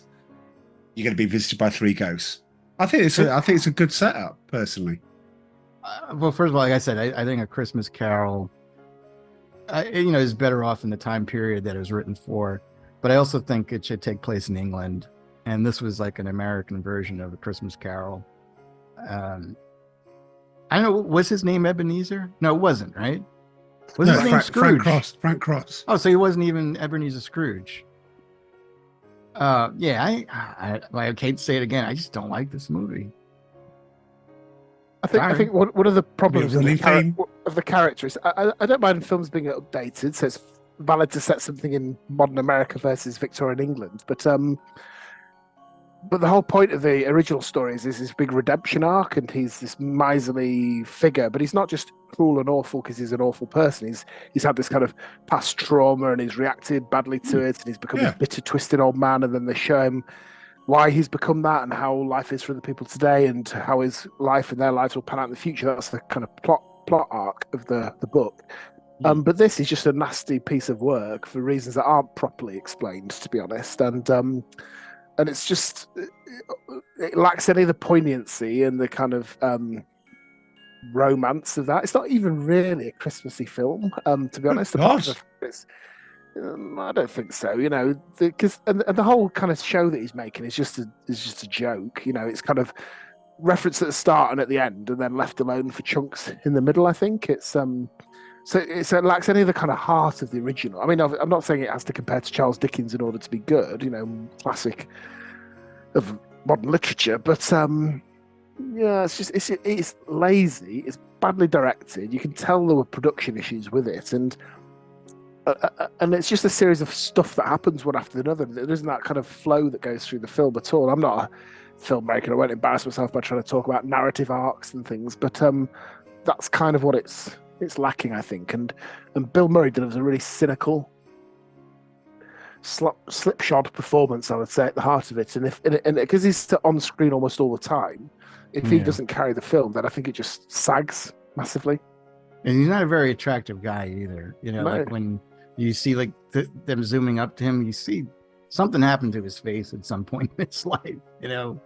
Like you get away with that in Ghostbusters, but you can't get away with that like where you're the main character in a movie. And I guess that is very nitpicking that I'm kind of busting on his looks and all that. But if he's, like you said, Dom, like if he's going to carry this movie, he's got to be perfect, and he was not. And I also want to talk about like the Bob Cratchit character, like Bobcat Goldthwait. I didn't think he was very good. And the problem with that too is that, he kind of went crazy and he was going to kill. A lot happened to him in less than 24 hours. Yeah. It's like, you're supposed to, like with Scrooge, you're supposed to be sympathetic towards the Bob Cratchit character. You can't be sympathetic towards him once he decides to go like on a murderous rampage, So that doesn't work either. And it just happens, doesn't it? It's like bang, bang, bang. Oh, he's been fired. Now he's become a drunk. Now he's become homicidal, and now he's been redeemed. And it's like, okay, when did he have the time for his wife to leave him and his wife to take the kids, and then to appear at certain points in the film where, his drink either gets smashed on the floor or gets nicked by the cab driver, or the Ghost of Christmas Past? Where does this all happen in his arc? And you're right. It doesn't make a lot of sense because, the love interest, that's another one, that doesn't work for me. Why? I don't understand. I mean, well, she's not right. Okay, she's not a leading lady. Right, she's not a leading lady. In the same way that Andy McDowell isn't a leading lady in Four Weddings and a Funeral. Totally lacking. In fact, no, I've been mean to Karen Allen. Andy McDowell is totally lacking any acting ability or any emotion that you would want to put her way. You don't root for her. Well, you don't root for her. You don't want her to win. You want Hugh Grant to win, and at the end of it, you're like going, "Why did you go for her?" That's 4 weddings and a funeral. Well, let's change movies. Instead of 4 weddings and a funeral, why don't we go to Groundhog Day? Because Andy McDowell was in that movie. Okay. So you're saying that Karen Allen is better in this movie than Andy McDowell was in Groundhog Day? I'd say yes, because I think Andy McDowell that's not what Groundhog Day is about. Groundhog Day is you could put somebody else in there. I'm not talking about Karen Allen. You put somebody else in Groundhog Day, the film still works perfectly. In fact, if you put somebody better in there, Groundhog Day gets even better. If that's such a thing. Well, that's how I feel about Scrooge. I don't think Karen Allen is special at all. No, because she's not. And this is the defense I'm trying to make. She's not a leading lady. She's not somebody that you go, oh, well, I could see why you would fall in love with her and do that. In Indiana Jones, she wasn't that. No. You know, but Indiana Jones had genuine affection for her, like this. You put her in this, she's probably the most miscast person in this. However, she is in it. She genuinely does the best with what she's got, and there's a genuine connection between the two of them. The bit that loses me completely is when he's dressed as Frisbee, the dog, and John Forsythe goes, I'm inviting you out, admittedly with my mistress. We're going to go out for some food now. Do you want to come with us? And she comes and goes, oh, Bob and Carol are coming round for... I'm like, are you supporting him or not? Because I'm not being funny. Bob and Carol coming round can wait. The president of the company is inviting you out for a meal, and this is really important. And she does 100% nothing. Agree. 100% she does agree nothing to help him. Yeah. But, however, not my first choice of leading lady, and I'll end on this. Not my first choice of leading lady, but she does the best with what she's got, and the bit with the door slamming him in the face makes it for me. It makes it work just on that bit, because the two of them are... Yeah. No, I'll end there. She does the best with what she's got, but what she's got are slim pickings, really. She's just this caricature, you know, she's a lovesick caricature, you know, a person, and then she's running this kind of shelter for the homeless, you know, so she sets her up as being this saint who's just sacrificed her life for the betterment of others, and you get a bit of a flash forward to her for the Ghost of Christmas Future, where she's become some uber cold-hearted woman in some highly implausible lifestyle change based off a throwaway line that he gave her, and that would never have happened. But that would never have happened. No. So it doesn't really matter about her capability as an actress. I don't think. I think any actress would have struggled with this part. It's just a really badly written, implausible part, and it's a comedy, so you know it gets a lot of leeway. I'm not expecting it to be Shakespeare, but yeah, it just feels tagged on. Other minor annoyances while we're talking about her, at the end where he catches the coin and obviously interrupts the proceedings and starts to go on his admittedly too long rant that he does. There are some good moments in it. He kisses the solid gold dancer under the mistletoe, even though he's about to go, well, that was good, and I did like the kiss, but it's not not my true love who's watching at the moment. And I'm like, why'd you do that, dude? Seriously. That's like going... Because she was under the mistletoe. Well, we can go into the woman kissing John, John Glover underneath the mistletoe, practically jumping him. I mean, I'm sure millennials or Gen Z would have a problem with that these days. But I mean,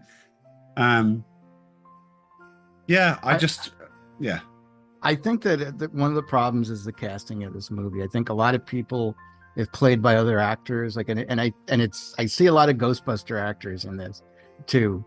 Like Bill Murray, I actually think, like, when I think of like this was made in the 80s, probably Harrison Ford, I think, could have done it and played it more seriously and would have been more interesting for me. I think Bill Murray just didn't work for me. Harrison Ford would never work, because if he was the only one playing it seriously, I don't believe he could come out the other side. I don't believe he could have a smile on his face and be full of Christmas cheer. Well, maybe Harrison Ford just did not do I guess that. what I'm trying to say is anybody other than Bill Murray. I'll tell you who would have been great in this film. Steve Martin. This would have been a Yeah. cracking film for Steve Martin to have been in. There He you could have go. played the... No, actually, I just- can't disagree with that.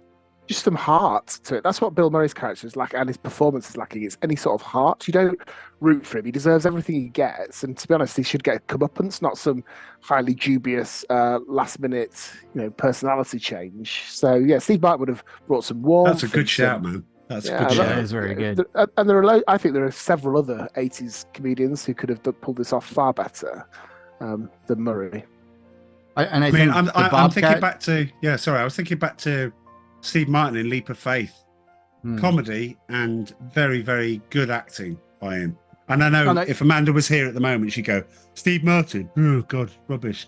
But she loved Dirty Rotten Scoundrels. She loved some of the stuff that she's watched in him.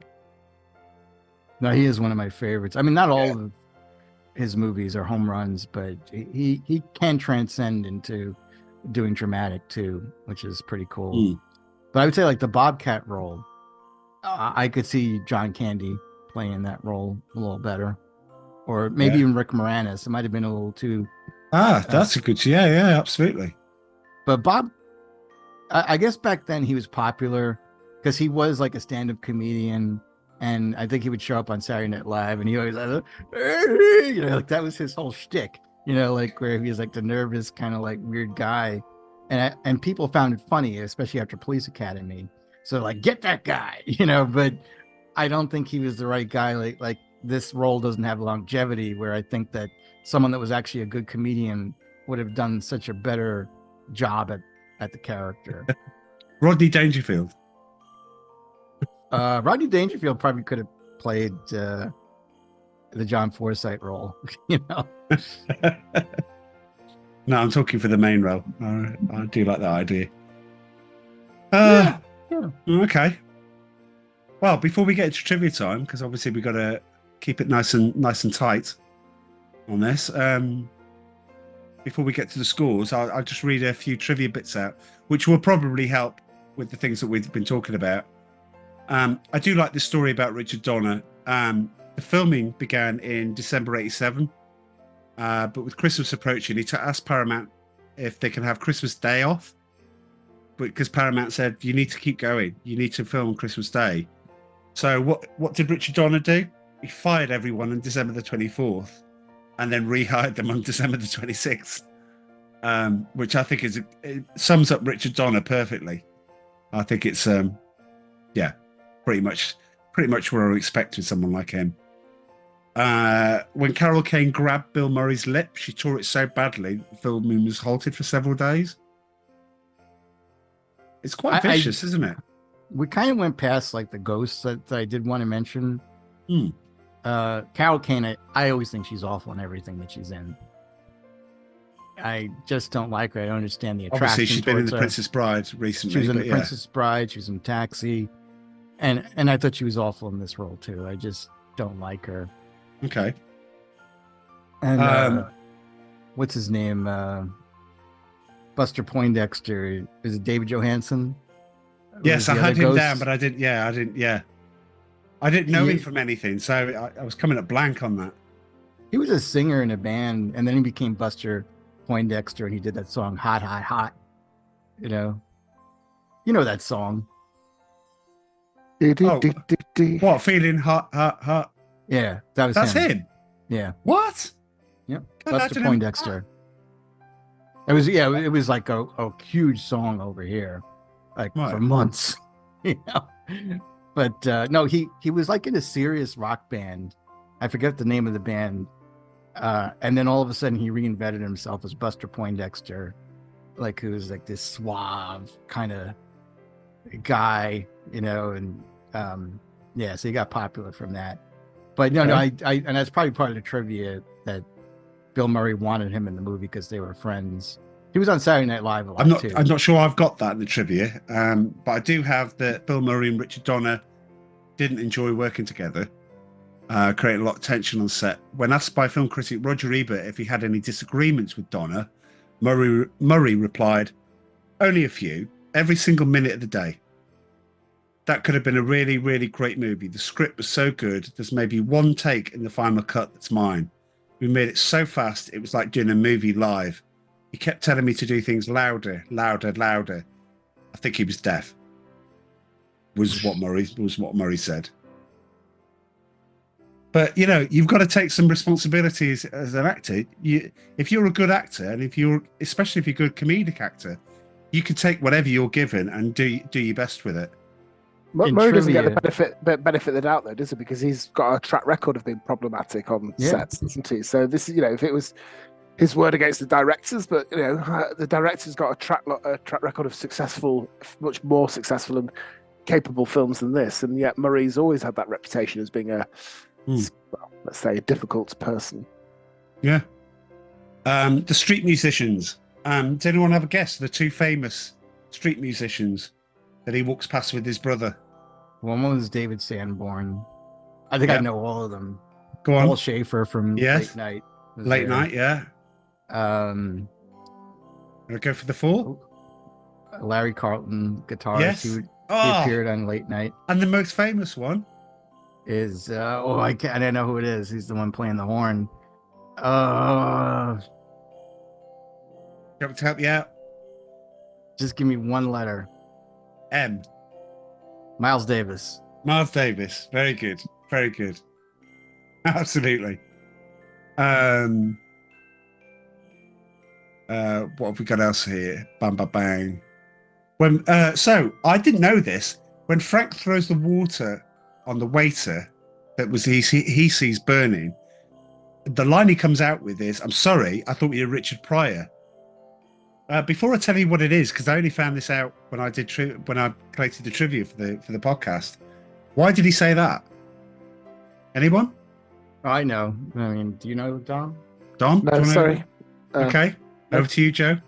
Well, Richard Pryor was huge on drugs.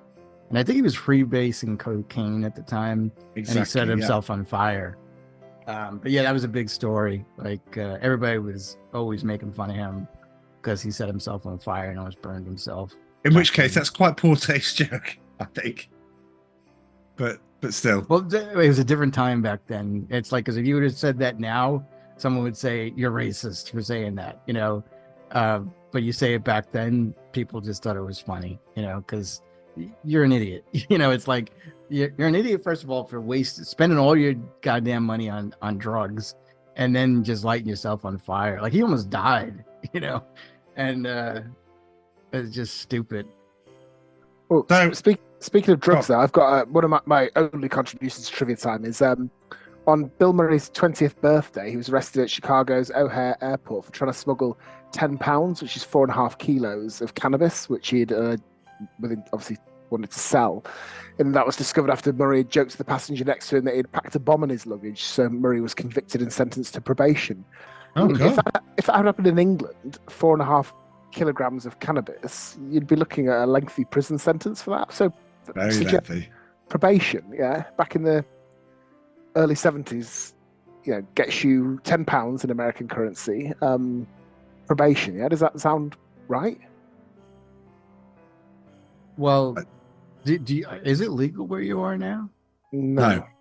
See, it's legal basically where we are now. They kind of gave up on it and just said that like so many people we're still going. Well, I'll tell you what, Joe. I'll just pick up the rates whilst you're speaking to your okay. There, but yeah, because I remember being, Christmas, Merry Christmas, and you look like Santa Claus to all of you. All right. Oh, bless you. Oh, bless you. It's lovely to see you. Yeah, my mother Always just made lovely an to see appearance. Yeah. We're still doing the show. I know. I know. No, you don't. We're still recording.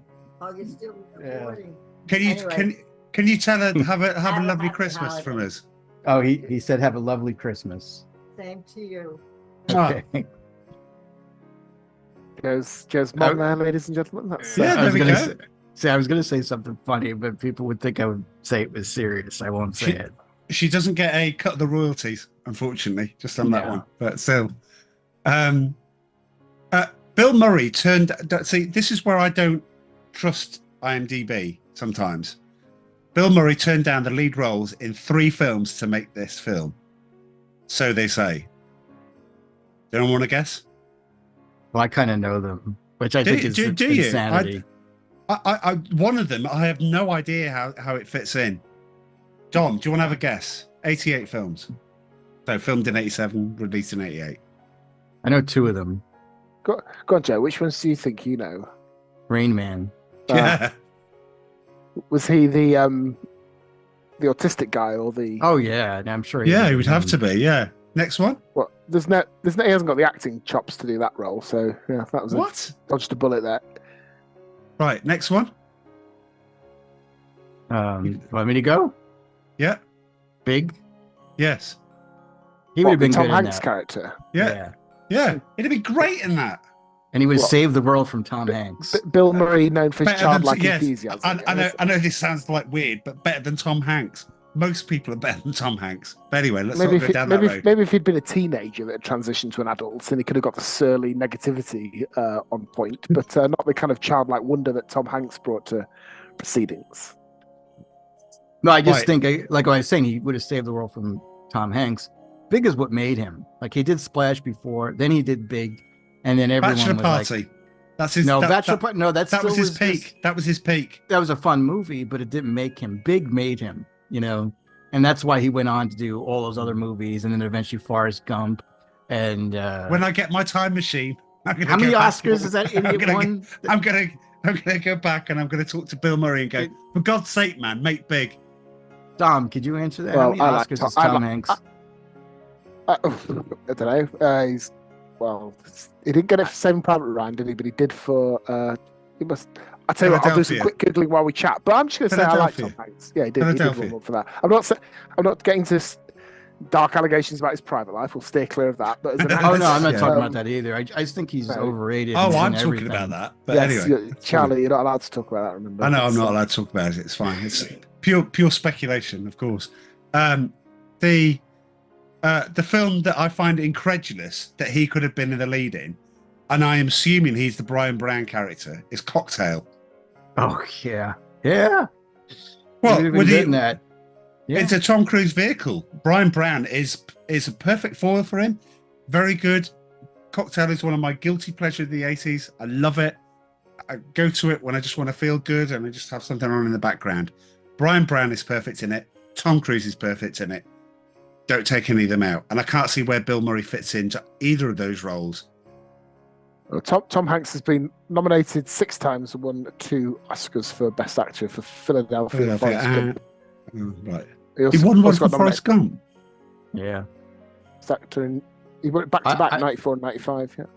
Yeah, no, I thought he won for Saving Private Ryan too, but he didn't win, you said. No, so he also got nominated for Big, Saving Private Ryan, Castaway, which is a travesty, and A Beautiful Day in the Neighborhood, which was all right. That was I don't know. I mean, that really, for me, well, I won't get into it. But anyway, getting back to... I'm going to sit this one out, yeah. Yeah. Right, so last 3 pieces of trivia. Well, I did want to say, I think he would have been good in Cocktail. I think he would have worked better, too, because, I mean, yeah, Brian Brown? Was that his name? You'd have put him in the Brian Brown character? Oh, yeah. No way. Oh, why is that you were saying? No Tom way. Cruise Don't character? touch that. No. Well, first, don't appear in it. Well, there's no room for you in it. Didn't he meet him in America? Who? Tom Cruise. I mean, his character. I mean, he I was would always think in America. He was a cadet at the start of the film. He basically was put on a bus. I'm talking about Cocktail. That's what I was talking about. No, what I'm saying is he started working at a bar, and then the senior bartender. I could see it being someone that was like him, that that was probably an American, just learned how to do his bartending skills, became very popular. Much as I love Bill Murray, no. I could see him more as a mentor Not than happening. I could see. Sorry. The Brian Brown. Did he get nominated? Was he nominated, Brian Brown? No. For that role? It's a guilty pleasure. Of course it is. It's a great role. Last 3 pieces of trivia. Right, last 3 pieces of trivia. I just wanted to say I didn't like he killed himself. That's why I don't like that movie. And I know that Doug's dead. Yeah, it's a bad. Well, yeah. The minigun used by Lee Majors was also used in another film. Anyone? Die Hard. No. Minigun. Where's the minigun in Die Hard? I don't know, with that shirt that you're wearing, that sweater you're come wearing. on. The famous minigun. Are you going to show your sweater to the Sorry, audience? yeah. I'm currently looking at a document because I'm printed it off. But yeah, ho ho ho. Now I have a machine gun, and having just taken my 13-year-old to watch Die Hard, I'm beaming with pride when she gave it an 8.5 out of 10. So yes, come on, miniguns. How about if I phrase the Predator? question differently? Thank you. There we go. Would you say? Helicopter guns. Predator. There was only two films Predator? I can think of: Terminator 2 and Predator. The last Bill Murray declined to return in Caddyshack 2 in order to appear in this film. Having recently watched Caddyshack 2, it is probably maybe the worst film of the 80s. There is nothing going for it. Where Caddyshack is really good, nothing works in Caddyshack 2 at all. Well, I tell you what, we're going to do Caddyshack in a future episode of We are. because it needs to be rewatched. I watched it recently and I thought it was not good. Oh, come on. Well, if they were going to do a movie, a remake, a sequel to Caddyshack, you had to bring back Chevy Chase, you had to bring back Rodney Dangerfield, and you had to bring back Ted Knight. Without them being in it, don't even bother going to see this. So No, Bill Murray don't skipped bother with it. He made the right move. In the US, the tagline for this film was "Bill Murray is back amongst the ghosts, only this time it's 3 against 1." That is such a bad tagline. Oh yeah, that's horrible. That's awful. And the last one is a question for both of you. The excitement over a VCR as a Christmas present may seem odd today. When this film was released, a typical VCR cost between... What range was it? Well, I got my VCR back around that time. Okay. And I had to save up for it because my parents were too cheap. So I had to get Joe's mom in the background there shaking her head sadly to herself. God, she's got her hearing aids off. Okay, so No, what did you pay? $500. So a typical VCR costs between $500 and $1,500. In 2022 money, that's between $1,000 and $3,000. That's how much it cost. How did anyone watch get video recorders? Seriously. Well, you rented them. I mean, that's the whole thing. It was popular. And again, like when you found out, like when you went to the store, it's like, well, yeah, you can get this one, but it only has 2 heads.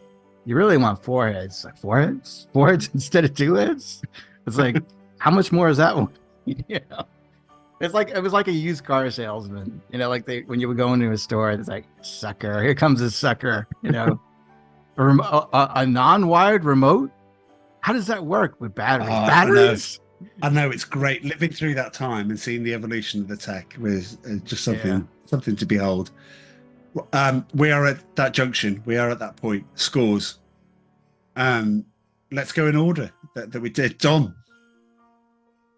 Well, look, Charlie, I'm sorry to disappoint, but I'm going to give this a 2 out of 10 for a deeply flawed film, which fails on all levels. The casting, the central 2 performance, out of 10. The direction, the plotting, the care for the audience. It's very poor film. One of Murray's worst, and he's highly culpable in the outcome. So 2 out of 10. Avoid. Bar humbug. Even though it's like considered a Christmas staple now in the same way as National Lampoon's Vacation. But okay, it's fine. Joe. Yeah, I hate to give 0 out of 10s, because there's always something redeemable in the movie. Goodness. No, I'm not giving it a 0 out of 10. I'd probably give it, like a 2 out of 10, mostly because of rewatchability. I just don't like the movie, and every time I watch it, because I know a lot of people like it, I want to find something in it that I like. What I liked in it was Danny Elfman's score. That's good. Yeah. But it did remind me of a combination of Batman and Beetlejuice. Yeah. Well, you Jim Carrey Grinches. There's a reason why when you mention this, people go, "Oh yeah, Scrooge. Yeah, that's on TV. Oh, I watched that this Christmas. Oh, it's part of the Christmas scheduling." Like maybe That's Love on Actually, TV. like Love Actually. Weirdly, I watched a film that everyone went mad for, The Holiday, with Jude Law and Kate Winslet. I lasted about 7 or 8 minutes before I went, this saccharine crap needs to be turned off, and I watched no more. Oh, Charles, I saw that recently. It's awful. It's not awful. It's romantic. It's awful. If you've got Chicks some dig that movie. yeah, they do, and it's romantic. And I think if you've got Right. a romantic bone in your body, that you can. It's better than Scrooge. You should Well, cuddle up with Amanda on the sofa and watch that. It's like Gone with the Wind compared to Scrooged. Well, I mean, I'm not a Hang- huge fan of it either. hang on to your hats, you two. I'm going to screw both of you because I'm full of Christmas cheer. I'm going to give it an 8. Oh, I thought you were going to give it a 10 to kind of like No, screw around with the I'm going average. to give it an 8. There are things wrong with it. I know there are things wrong with that. But can I go downstairs and watch it again right now? Absolutely. Absolutely, I can. What would you say your 3 favourite things are about this film? Bill Murray and his performance, definitely, 100%. I did like the Ghost of Christmas. I liked how they did the Ghost of Christmas Future. I thought that was very good. Some And- Fraggle Rock style. And Go on. I did like the undercurrent, even though I made an impassioned argument against Karen Allen being leading lady. I like the way that kind of worked. I like the thing that underpins it all the way through. Do I like the saccharine bit at the end? Yeah, of course I do. I go mad for it. I like a good Christmas. I don't care where it's going to come from. If somebody's promoting a good Christmas thing, apart from Joe, unfortunately, America makes a plethora of crap every year, with usually one romantic lead, one guy. Talking about and Christmas? they call it something. I mean, Let's let's not forget about Home Alone. We did yeah, that. but you churn out this Hallmark rubbish every year, and it's just like, I understand that. But Yeah. I said we should have done Home Alone for this pod, which got roundly ignored. I think it was wasn't it already done? Oh, that's possibly why then. But no, Yeah, we did we Home should Alone have- 2. we should have did gone for a too. 10 out of 10 banger for this pod. As it is, we got Scrooge. Well, I got an 8 out of 10 banger. But if you add our scores together, you got a 10 out of 10. But genuinely, I have a nice and I'm not afraid to admit this. I genuinely, when I was watching it with Amy, I always get a little bit of tear in my eye at the end of the film, and I think it's just a callback to when I was 16 and I watched it and I was like brought up in it. Maybe that's why I give it such a high score. Maybe that's the way. But It's too dark. And you know what else too? The Tiny Tim character. It's not like he was going to die. It's just he was never going to talk again. you Which have, isn't the end of the world. you have one homoerotic experience in a cinema, and it's changed you for life, Charlie. Yeah. It's warping your objectivity. it's changed me for the better. Yeah. Just hugging each other. Good Look, lord. you get, Yeah, you get semi-firm watching Scrooge. That's on you, really, to be honest, mate. It's left, I would say it's left me that. cold. I can't even think of a movie where I would come close to hugging somebody. Oh, for good God's sake! So listen to you. Humbug to both of you. Right. Well, this concludes the end of, season 7 was concluded with Crocodile Dundee, but no, this is the end, as Jim Morrison would say. The end of I was season thinking of 7. that, yeah. I think it's Season had a 8. peak, mate. You need to be bringing in some bells in the background here. You need to be Oh, giving our listeners visions. I of would plum put some bells puddings. in there, but you two would probably go, "Oh, bloody bells! How contrived! I can't believe you're putting those in, especially after 2 out of 10 for a Christmas staple, which it is now. Unfortunately, I'm sorry to break it to you both, but I mean, it's still going to keep going on. People are still going to laugh about it. Still going to laugh about being hit in the uppercut with a toaster. It's still going to carry on long after we've shuffled off this mortal coil. But anyway, Doubtful. right. But, it's lasted, how many years so far? Well, I think I 30, asked this 30, last 30, time. 35 years. What's it's your lasted favorite pretty Christmas well. film? Dom, what's your favorite Christmas film? But yeah, I was very obvious, and I do like Home Alone and Elf, but I would say, yeah, It's a Wonderful Life. National Lampoon's Christmas Vacation is the one that always gets me in the mood for Christmas. So I think that's what I said. Yeah. Do you National guys Lampoon. do you get the Rudolph the Red-Nosed Reindeer, the claymation, and Santa Claus is coming to town? Those were staples. Like It's not a in thing the that 70s growing up. makes it over here, but yeah. Oh yeah, those were awesome. Yeah, that's pure Christmas. I would say, like, for me, my favorite Scrooge is the one with Albert Finney. I said the last time, Scrooge. It's called Scrooge instead of A Christmas Carol. But yeah, no, it's tough. And like we said, well, we disagree. Die Hard is not a Christmas movie for me. It is. It is. Doesn't make any sense. Like, again, like, is Batman Returns a Christmas movie for you? Right. So, yes, and we went through this last time. I would say that screenshot or that short YouTube short where Bruce Willis goes, "Die Hard is not a Christmas movie," was done at his roast. He was making fun of it. Of course, it's a Christmas movie. Well, I said last time, it's just a bunch of hipsters. Die Hard 2 is even more of a Christmas movie, and we've covered that. We've covered both. Like I said, I just think there's a prerequisite. There shouldn't be ultra violence in a Christmas movie. Oh, and on that note, dear listeners, you need to watch Violent Night. I forget his name, the police chief out of Stranger Things. Amanda watched it for the first time on Wednesday and went, "That was the most crazy thing that I've ever seen." That's not a Christmas movie either. But it is, Joe. I mean, it's got Santa in a Die Hard situation because his reindeer and stuff have left him, and he's basically on his own. Yeah, and he goes around killing, like, I don't know if they're terrorists or blackmailers. I mean, good Lord, that bit where he's in the shed. I mean, wow.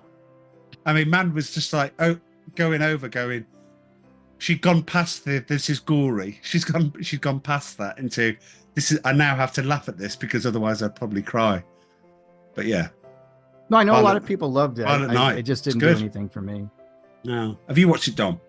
No, but I'm in the mood for staying up and having another little drop of something after this pod finishes recording. You need to go on to any reputable, any streaming service, legitimate or otherwise. Yeah, go and find it.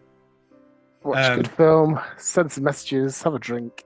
Violent Night, and it's even got Beverly D'Angelo from National Lampoons, so you've even got that bit in there as well. A little bit more Christmas spirit on there. Right. Well, we'll see you in 2024, very early on, I would say. For the 90s, Or a dip into the 90s, it's officially called. That's what we're going to be calling it. Are we drawing this from a hat? Perhaps our listeners don't need to know the answer. I don't know. Are you choosing what's going on? We haven't decided this, but so what I'm going to put out there, because I know we've got loads of listeners. We've got loads for The Princess Bride. It went out of control. It was really good.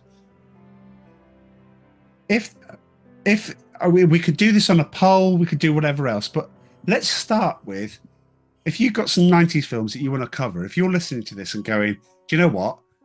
I like what everyone does. I think we all bring something unique into the podcast. We'll definitely do. If you want to hear us talk about a 90s film, send it in. Send it in through Instagram. Send it through the email address that's on the podcast. It's on the notes there. If you want to send us in Facebook Messenger, just get in touch. And if we can cover it, it might be such a good idea that one of us might have already thought about it. But if we haven't thought about it, we'll put it in there. Because I'm happy to be the 90s to be a really long season, because there's quite a lot to cover. And I've got some listener input into my list already, so okay, that's great. You know who you are, yeah. But so we can do that. But let's not just choose stone cold classics. I don't want to be sitting here fanboying over every film, giving it 9 or 10 out of 10. I mean, that has its place, of course it does. But let's choose some things which are worth a revisit, that were popular at the time and may not have stood the test of time, or vice versa, were panned and maybe deserve a reevaluation. I always think there's some interesting to do that as well. I was going to give you one of my films which isn't well known. Ooh, and I was going to chuck it in. Charlie, I was going to chuck it in. Us, what you do? Well, no, because if I tell you what it is, I can't choose it. Should I? I'll do that because there's so many other films. That makes no sense. You can do whatever you want.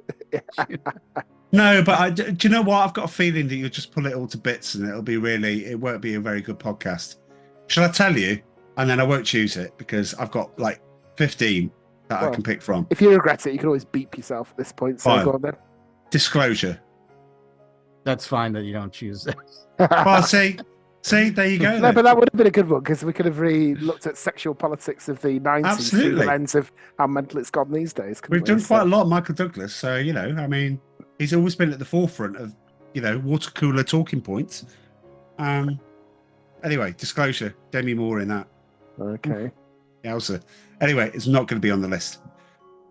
Anyway, all it remains to say is not cheerio in this case. It's have a happy Christmas and a great New Year to you all, and thank you for listening. I mean, seriously, we see the stats, we see who's listening, and we love you all. And if you want to get in touch, if you want to wish us happy Christmas, by all means, that would be lovely.